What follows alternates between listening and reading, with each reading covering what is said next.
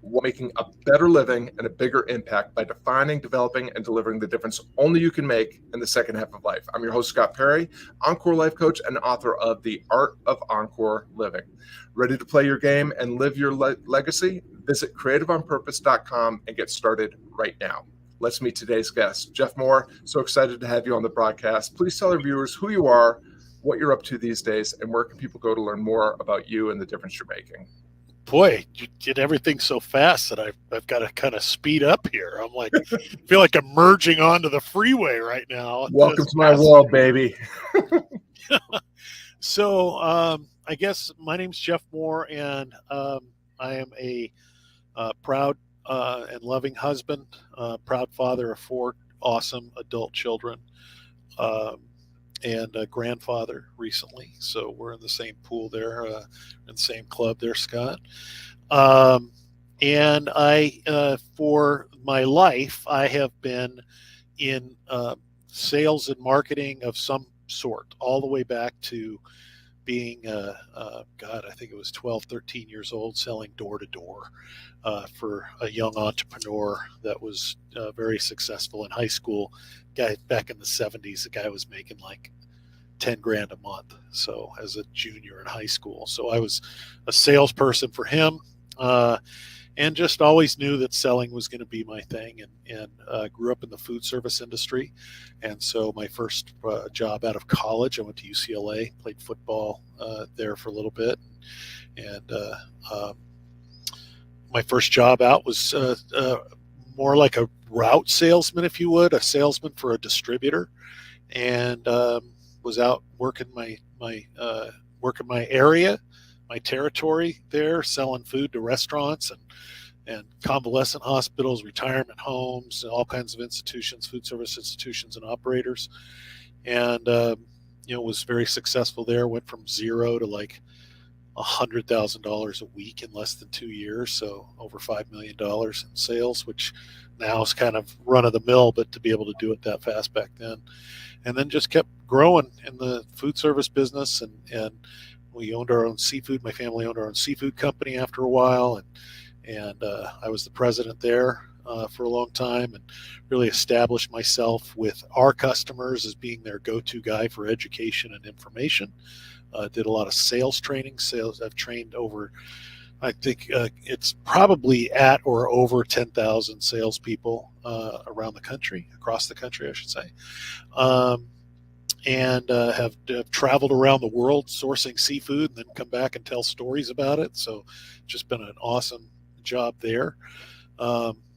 And back in, I think it was 2009, I attended a thing called the Ultimate Business Mastery Summit with Tony Robbins and Chet Holmes, and he had all the old guard and the new guard there with the, whether the old guard, Jay Abraham and Stephen M.R. Covey, and guys like that, and then the new guard with like Eben Pagan and Brendan Bouchard at the time, and just a lot of unique people there. And from that, I decided I was going to buy the home study course, which was basically the videos of this thing. And Tony Robbins did a great production on that.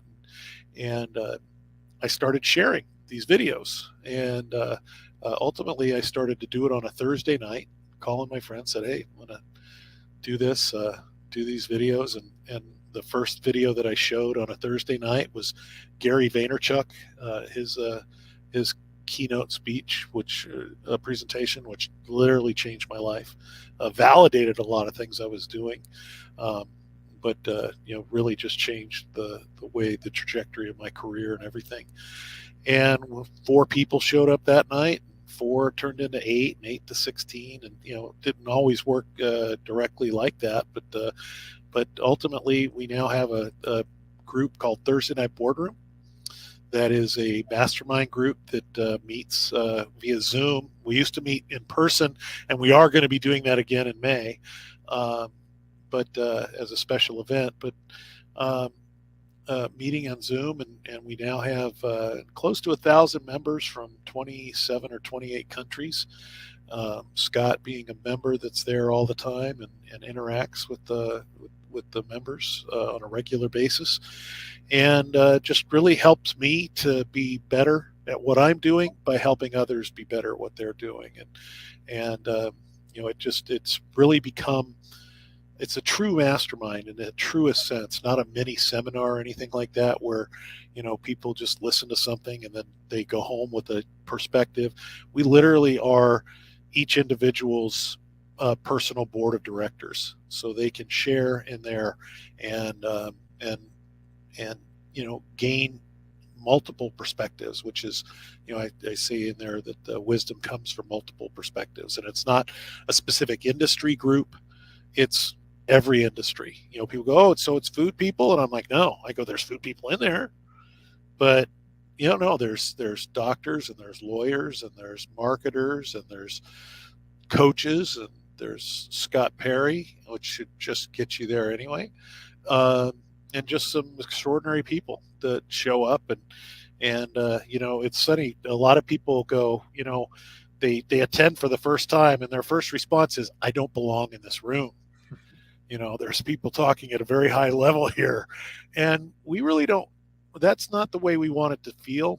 As a matter of fact, one of our things is that we want everybody that's in the boardroom to feel safe, and because we believe that you can truly be vulnerable when you feel safe and safe in your vulnerability. And so that's kind of me in a nutshell. Just a lifelong learner and sales and marketing professional that just truly loves interacting with people and hearing their challenges and their victories and really lending whatever we can to assist in that trajectory. Yeah, I love that. And I'm a huge fan of you and the Thursday Night Boardroom. And you also have another endeavor that you do with our mutual friend, Laurel Portier, occasionally in the Success Finder. The Jazz Kitchen. Yeah, and Success Finder. And by the way, I'm a partner in Success Finder, but I'm absolutely a believer in Brandon Straza and the passion that he has.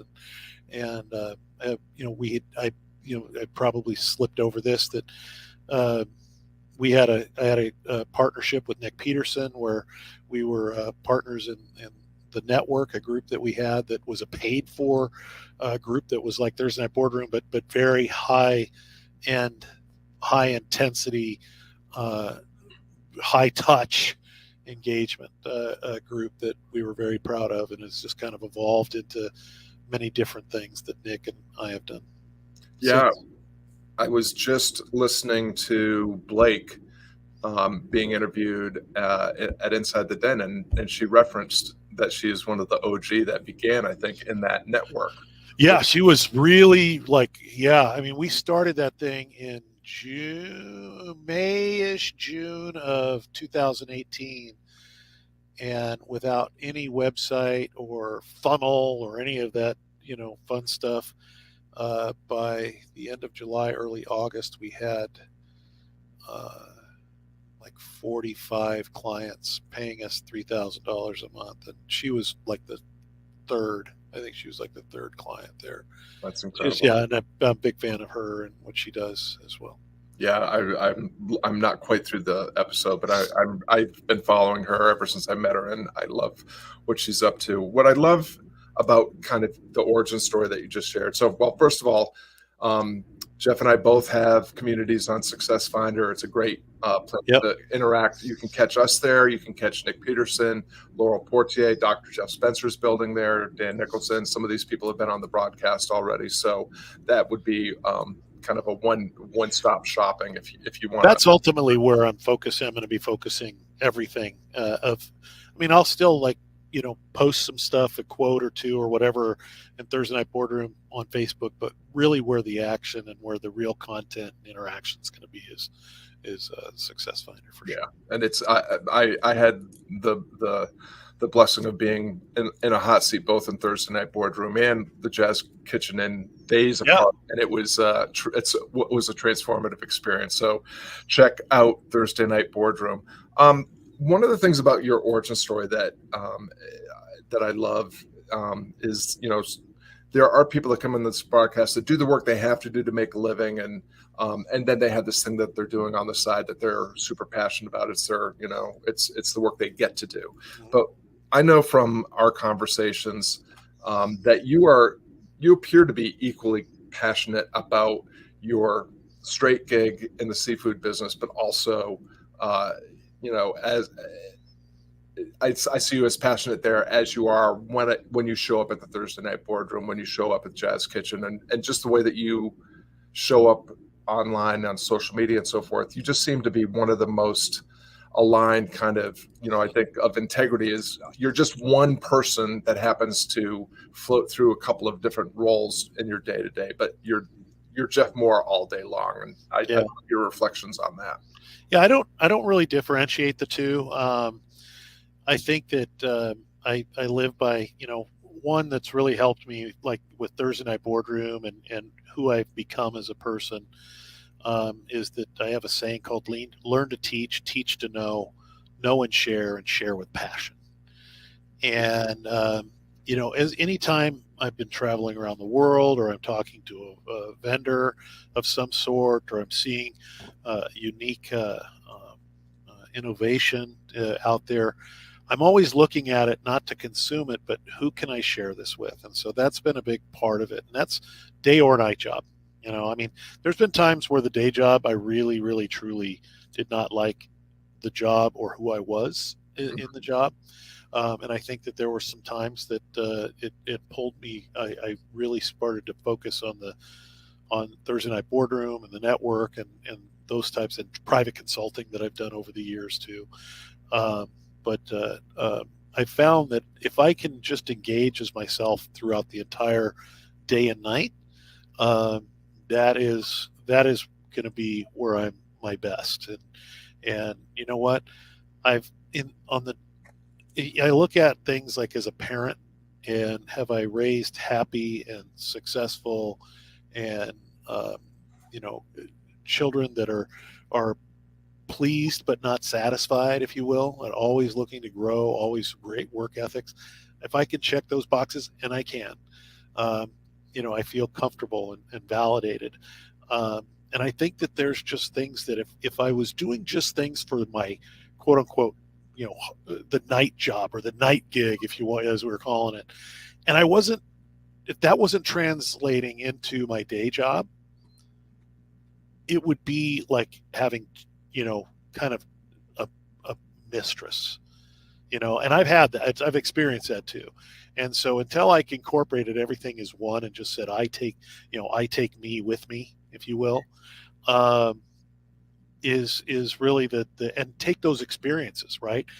My day job experiences, my experiences owning a company that's done, 35 million, 36 million, working as a director for a company right now who's doing 300 million, and part of a company that's doing 3 billion.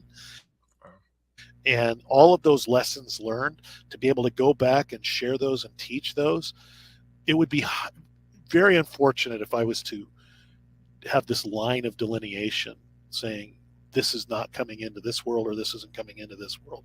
I wouldn't be interested in that. And so I think that the day job feeding the night job and the night job feeding the day job is something that makes this much more powerful. Just out of curiosity, because I've negotiated a very similar path, and a lot of my story is I've been able to turn things that are passions into my profession, and that can sometimes be a tricky thing to navigate. And there was a moment in my music career where I caught myself being kind of that bitter, jaded guy that never felt like he was getting enough attention or respect or so forth. And I literally had a conversation with myself in a bathroom at a place I was playing, where I said, listen, this is the work that you get to do this. You don't have to do this. You could go back to teaching in a minute.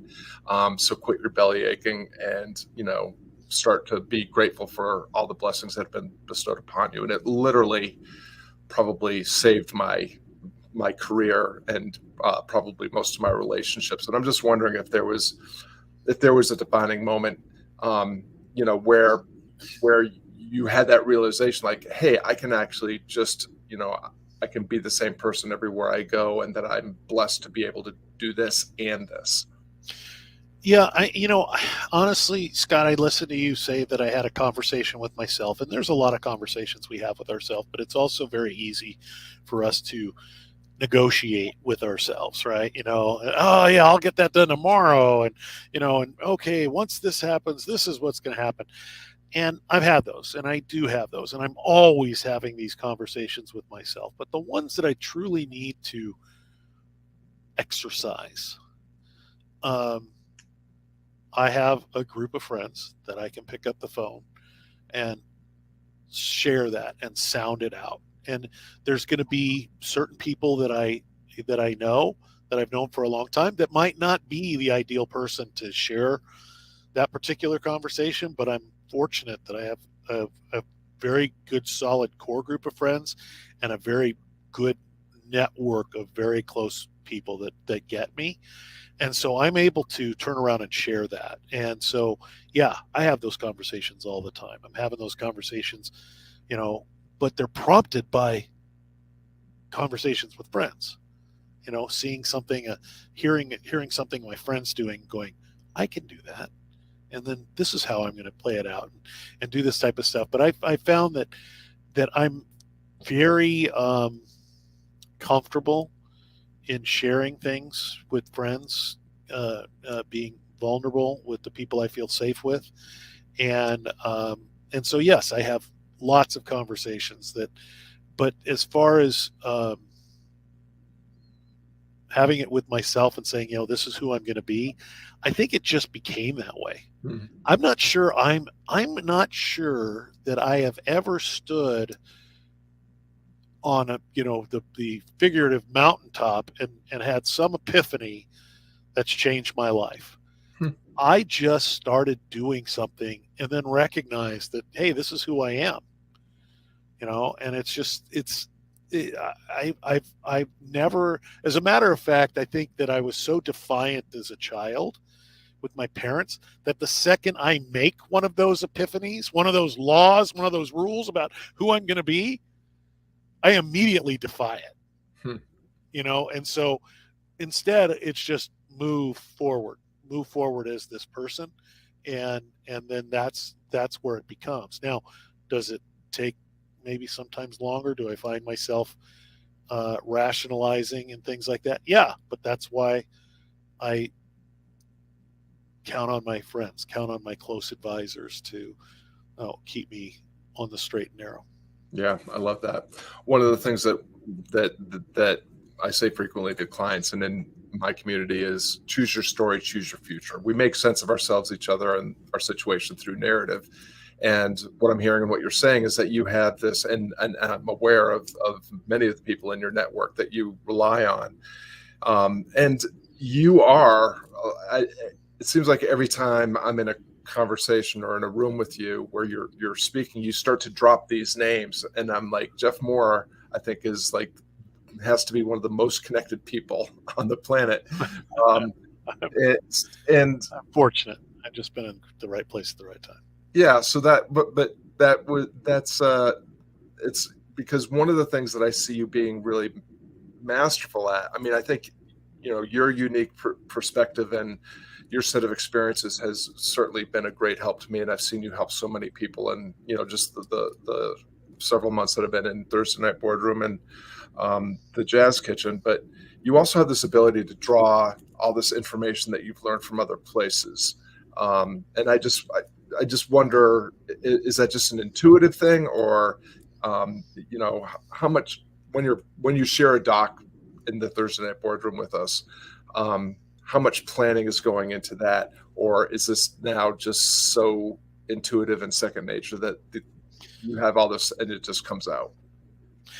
You know what? I think there's a lot of both. One, I really care about providing something to somebody that is such a unique perspective, or something that's just so it's not even like it's obvious. Like, you present it in such a way that it's not about teaching somebody something new. It's about revealing something that they, for some reason, always knew that they knew, but or really weren't paying attention to it. Mm-hmm. And so I'm a big fan of lending that kind of unique perspective that's more like a mirror than a window. And so the second we talk about it, the second we go through it, it's not just like, oh, well, that's something I'm going to try. Like it's something that's apart from you, external. It all of a sudden immediately becomes part of who you are.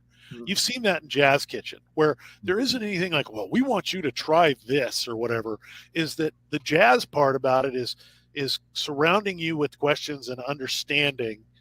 And while we're doing that, you're actually gleaning this next move. It becomes the most logical next move.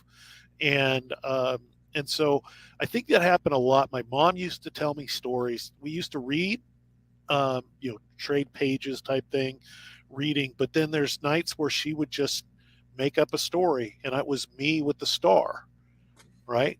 As the star of the story. And it would be this adventure, and we'd always go on it. And honest to God, that is how I live my life, sharing, perspectives about people. People have told me that I have a way of seeing them in a way that they wish they saw themselves that way. But once I share it with them, life is never the same for them, right? It's like when Cheesecake Factory told me back in 2018, hey, you know why we do business with you? We've done business with you for so long because you make our problems your problem, not the other way around. The second I heard that, my entire identity changed. I mean, I thought maybe that was part of it, but now it was solidified. It was, it was one of those things that was just validated, and it just became what my identity was and whatever I thought it was. And so I think that to me, I like, and I really, it really hones in on me that I like telling stories. And I'm, if I know somebody well enough, I'm able to tell that person's story better than they can to themselves. Like they're like, oh, like I didn't think of that, but now all of a sudden they own it. And so when I go to talk to people that know me, customer or whatever, you see this look on their face where they're going, here comes Jeff. He's going to tell me a story about my favorite subject today, me. Where am I going? Who am I going to be today? And all that. So it's not because I'm like, oh my God, this is what I'm going to do, and I have to think of a way to tell this guy's story. It's just who I am, and I just love that kind of interaction and that understanding of somebody. It just because you know what, when there's something particularly great or particularly shitty that happens in the course of a day, excuse my language, but you want to share that with somebody, but you want to share that with somebody that gets you, right? And that to me, the more I get somebody, the more I get myself. And so it's a never ending pursuit. But if all of a sudden you something bad happens and you pick up a phone, and it might even be your wife, your spouse, right? Or your best friend, and you want to share this, but they don't get you at that level that you're at, that makes that shitty circumstance even worse. Because now you've got to go back and recontextualize it. You don't understand, and when you get somebody and you're explaining something to somebody, not because you're trying to go deeper and have this contest of I'm going to tell your story better than you can yourself, but when you do express in a way that truly gets somebody, there's a look on their face, like almost like an audible gasp. Yes, like you get me. And I just think that comes from listening. It comes from actively listening, but it's adventurously listening. It's just like it's being able to repeat that to somebody that as you repeat it, they're just like, oh my God, that sounds like so much fun, but it's not it would sound disingenuous if I was to tell you that that's something that's practiced as far as like, okay, this is this person, I'm going to study this thing. So, we did the irresistible egg the other day, about messaging and making your product irresistible, but then changing some of the words in there to see, to help. And I just felt like that's useful. It's useful and valuable. And that's something that's the bar I'm looking to to clear. Is this useful? Is this valuable? And is this interesting? Is this something that it's compelling and something people are really happy? And more importantly, can they see it? Can they share it? And so I think that that's really, to me, and that could be, from insecurities as a kid or whatever, that, hey, this is what happened. Everything doesn't happen to you. It happens for you. And so it's, that's really where it comes from. But I feel like I'm probably talking too much right now. No, you're doing it. What was coming up for me was when I was working in Seth Godin's Akimbo workshops, there was a lesson, or there was something that he shared with me, this Zulu greeting, Sawubona, which is more than just a hello. It's a better translation would be I see you. And Yep. That's exactly what I'm seeing. Because I have experienced that. Like, I have had my mouth drop open because Jeff revealed something for me that I was just unconscious of, or not aware of. But as soon as he said it, I was like, holy cow, that's actually one of the more important elements of my way of being that I need to bring more into my business. As we're approaching the end of our time together, Jeff, I want to ask you two last questions. The one thing that has come up over and over again is passion, that you are passionate about what you do wherever you go. You're certainly passionate about your family and your friends and your network and the work that you do. And I would love to just kind of get, what's your working definition? Like, what is passion, and how do you connect with it? How do you cultivate it? How does it express in your day to day? For me, I think passion is probably as basic as what any definition is, and that's a visceral excitement. And you don't have to jump up and down and hoot and holler, but you got that feeling in you that right there in the core that this is just something I'm really eager and passionate about. And there's a dark side to passion too, and there can be things that you're really eager and passionate about, and you try and consume too much, or you try and do too much, and that can really make you question yourself and your motives. But to me, it's just a visceral excitement. My passion is before Thursday Night Boardroom is the similar type, maybe not the same level, as when I was going to visit my girlfriend, now wife, and I was driving from UCLA to San Diego State, and I got to a certain part on the 5 freeway as I was going down to San Diego that I could just feel it. I was just like, I was so eager to see her and it's like I have that same feeling, like I said, different levels, for sure, magnitudes, if you will. But I get the same thing when I'm working a project for a customer, or something like that. And honestly, I'm living in that passion so often right now. You see where I'm talking to you from. I'm out in the middle of an office, which is really a workstation in our trading floor, that I've had an office and I gave it up. And I wanted to be out here amongst everybody because I just love the interaction and the feeling, and that I have a passion for that. And, and I wouldn't say that I'd go so far that I love people. I love certain people, but I'm fond of the interaction, and I put myself in this position of playing on my passion every single day. And so there's not the big ups and downs and ebbs and flows, but it's, to me, if you don't have that visceral excitement about what you're doing for a living, who you're with is a partner, then it's just not there. It's not real, Yeah, I love that. Really appreciate that, Jeff. So last question is always, you've already shared several golden nuggets of wisdom with us.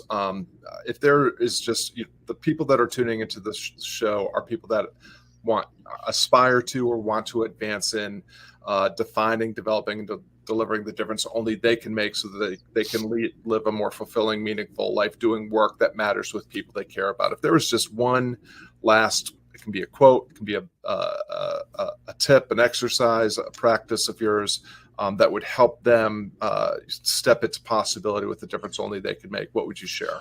I'm going to talk more about wisdom in this and the two types of wisdom. Okay. There's like, you can hear somebody speak and go, oh, that's really wise. And that, I'm really going to do my best to live by that. But then there's wisdom that's experienced. And that experience is where, if you want to make an impact in the world, you share your experiences.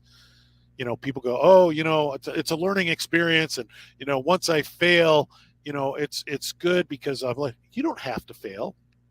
You can actually use other people's experiences and wisdom. And so I've got a little poem that says, wisdom taught is fleeting like the single drop of rain, but wisdom experienced remains and flows through the soul like a mighty river for all eternity. And I think that when I share my experiences and what I learn from those experiences, and I share it in such a way that people can experience it as it was happening to them, it becomes that visceral experience that lives within them for all eternity. And I think that, there's a lot of kids out there that are reading books and taking programs and turning around and acting as if they are the expert. But as we get into our, 50s and 60s, and we have experiences in dealing with things, and quite might I say, the nuances of these lessons, if you will, that we've experienced. And as a musician, nuance is the space between the notes that make the music, right? And so that's the thing that I think it's the experienced, the wisdom experienced is the things that we can share, and that people are expecting to go, I don't know what I could share. I don't have anything I can share. Let's talk about what is the most memorable experience you've ever had in your life. And all of a sudden they tell you, and a guy like me is going to go, this is what's important to somebody. This is what you can do to help somebody with that. You don't have to become this big enterprise owner, but you can start having small conversations and put yourself in front of, young professionals and young, hungry people that are looking for that, or even adults that are confused. You have something to share because you have experiences to share. I absolutely love that. Really, really love that. Thank you, Jeff. Everyone, thank you for tuning in. Jeff and I really appreciate your time and attention. We hope that today's broadcast motivates you to take a bolder step into possibility, to keep going with defining, developing, and delivering the difference only you can make. Visit creativeonpurpose.com. If you're watching on social media or YouTube, please leave a comment, share a question, or tell us what your biggest takeaway is from this conversation. If you're listening as a podcast, please leave us a 5-star review. It really helps more of the right people collide with these conversations. Now, take the insight and inspiration from this conversation and go play your game all in and full out. Jeff Moore, thank you so much for lending your wisdom to us today.